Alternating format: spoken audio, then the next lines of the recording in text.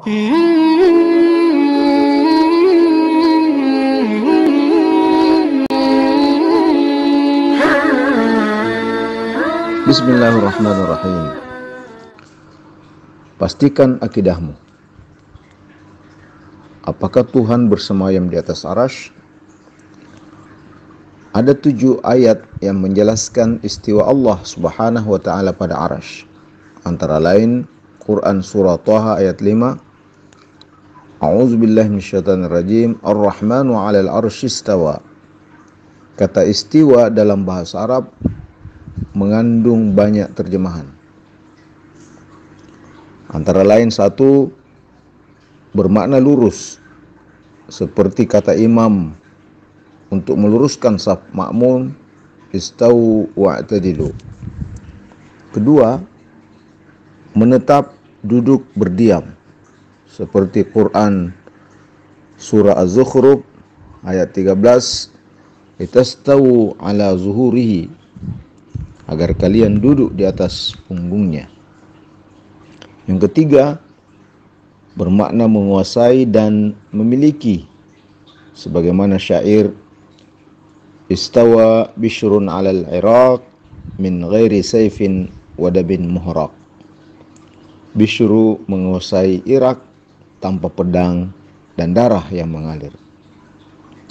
4, maknanya peralihan masa muda kepada umur kematangan, seperti Quran surah Al-Qasas ayat 14, walamma balagha asyuddahu wastawa atainahu hukman wa ilman.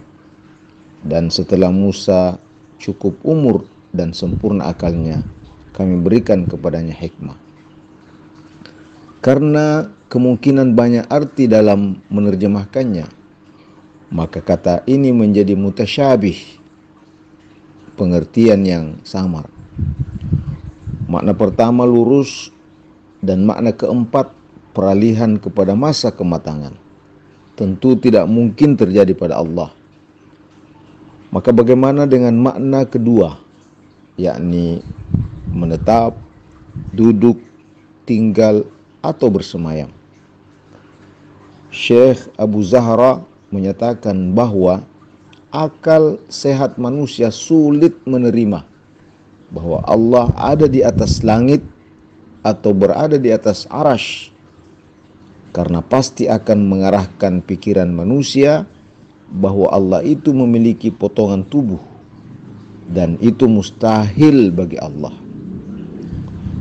Jika Tuhan secara fisikal dinisbatkan kepada arasy, mungkinkah Tuhan itu lebih kecil atau lebih besar daripada arasy? Lalu arasy itu sebesar apa di alam jagat raya sana? Subhanallah, Maha suci Allah dari semua gambaran makhluknya. Jika Allah memiliki tempat, maka Allah memiliki tubuh yang terdiri dari banyak unsur yang lazim dalam satu jasmani. Itu mustahil bagi Allah. Jutaan benda langit yang tergantung di atas sana, di mana bumi bagian dari benda tersebut. Rasulullah sallallahu alaihi wasallam bersabda, "Kana Allah wa lam yakun syai'un ghairuh." Allah ada dan tidak ada sesuatu selainnya. Dari hadis yang diketahui bahwa secara azali tidak ada sesuatu bersamanya, baik air, udara, bumi, langit, kursi, arasy, manusia, jin, malaikat, waktu, tempat, dan arah. Maka Allah ada sebelum adanya tempat tanpa ia bertempat. Dialah yang menciptakan tempat sekalipun tidak pernah butuh pada tempat. Demikian pula hadis Nabi yang sangat populer, Allahumma antal awwalu falaysa qablaka syai' wa antal akhir falaysa ba'daka syai' wa antal zahir falaysa fawqaka syai' wa antal batin falaysa dunaka syai'. Ya Allah, Engkau awal, tidak ada sebelummu. Engkau akhir, tak ada setelahmu. Engkau zahir, tak ada di atasmu. Engkau batin, tak ada di bawahmu. Hadis tersebut menjelaskan bahwa tidak ada sesuatu sebelum dan sesudah Allah. Tidak ada yang zahir dan batin yang mengatasinya. Imam Ali bin Abi Thalib pernah berkata, "Inna Allah khalaqal arsh izharan liqudratih, wa lam yattakhidhu makanan lidhatih. Wa qala, kana Allah wa la ma kan, wa huwa al-an ala ma alaihi kan." Sesungguhnya Allah menciptakan arasy untuk menampakkan kekuasaannya, bukan untuk ditempati berdiam atau bersemayam. Allah ada sebelum adanya tempat, dan dia saat ini tetap ada seperti apa adanya masa lampau. Artinya bahwa Allah itu tidak berubah kondisinya karena ada faktor selainnya. Demikian pula ungkapan Imam Abu Hanifah dalam Syarh Al-Fiqhul Akbar. Terjemahannya, beliau berkata, kita yakini bahwa arasy bagi Allah bukanlah tempat yang dibutuhkan baginya untuk berdiam, tapi dialah yang menjaga dan menguasai arasy dan selainnya. Jika Allah butuh tempat bersemayam, maka arasy sebagai makhluk menjadi sesuatu yang dibutuhkan oleh Tuhan, dan itu mustahil sebab Allah tidak butuh pada siapapun dan apapun dari makhluknya. Maha suci Allah, ungkapan yang jadi dosa besar. Imam Malik bin Anas radhiyallahu anhu ketika ditanya oleh seseorang tentang arti Ar-Rahmanu 'alal arsy istawa, bagaimana istiwa Allah, Imam Malik mengangkat kepalanya dan berkata, sebagaimana dia mensifati dirinya, tidak dikatakan bagaimana. Al-istiwa adalah maklum dan cara tidak dapat dijangkau akal.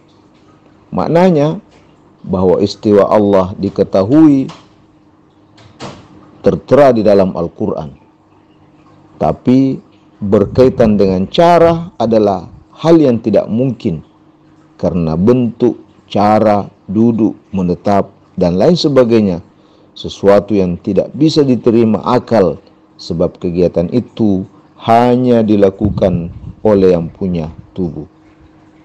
Apa yang disampaikan sebelumnya telah disepakati oleh ulama ahli sunnah wal jamaah, mulai dari Imam Abu Hanifah, Imam Syafi'i, semua ulama ahli ra'i dan ahlul hadith seperti Malik, Auza'i, Daud, Az-Zahiri, Al-Laits, Ahmad bin Hanbal, dan seterusnya. Apa yang berbeda dengan yang disampaikan oleh ulama tersebut, apalagi mengatasnamakan ulama-ulama tersebut di atas, adalah perbuatan yang sangat keji. Melakukan hal yang bid'ah, melakukan pembohongan kepada Allah dan Rasulnya, bahkan kepada imam-imam orang muslim. Semoga Allah menjaga akidah ahli sunnah wal jamaah dari tipu daya tersebut.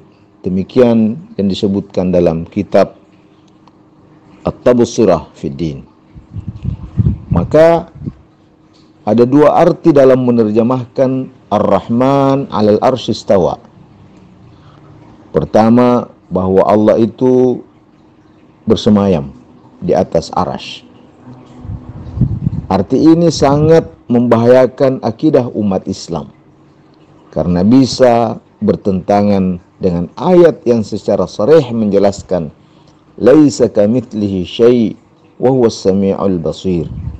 Tidak ada sesuatu pun yang serupa dengan Dia, dan Dialah yang Maha mendengar dan Maha melihat. Dengan demikian, arti yang paling tepat untuk menjaga akidah adalah Allah menguasai atau Allah memiliki arasy. Arti ini tidak menyalahi akidah bahwa Allah Subhanahu wa taala ada, Maha berkuasa, tidak ada makhluk satupun yang menyamainya.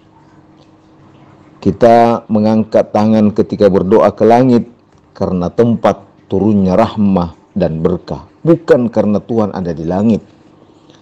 Demikian pula kita salat menghadap Ka'bah bukan karena Tuhan berada di dalamnya. Allah Subhanahu wa taala bukan terdiri dari benda padat, halus, cahaya, tanah, api, udara, dan lain-lain sebagainya. Hanya benda-benda tersebut yang bisa menempati ruang dan dibatasi oleh waktu. Maha suci Allah dari segala bentuk apapun. Dialah yang menciptakan segala sesuatu, termasuk waktu dan tempat dan segala yang berkaitan dengannya. Bagaimana dengan peristiwa Isra Mi'raj Nabi? Mi'raj hakikatnya perlakuan istimewa yang dialami Nabi Muhammad sallallahu alaihi wasallam dengan melihat cakrawala yang demikian luas. Bukanlah Mi'raj yang dimaksud berhentinya Nabi pada satu tempat di mana Allah berdiam atau berada. Tapi Mi'raj yang dimaksud penghormatan dan penghargaan yang diberikan kepada Nabi dengan memperlihatkan keajaiban alam, melihat zat yang maha suci dengan fuadnya tanpa adanya zat di tempat itu. Adapun ayat kemudian dia mendekat lalu bertambah dekat, Quran surah An-Najm ayat 8, yang dimaksud adalah malaikat yang mempunyai kekuatan besar, pemilik penampilan yang baik, yaitu Jibril, yang duduk dan nampak terlihat oleh Rasulullah dalam wujud aslinya di ufuk tertinggi, yaitu ufuk matahari saat ia terbit.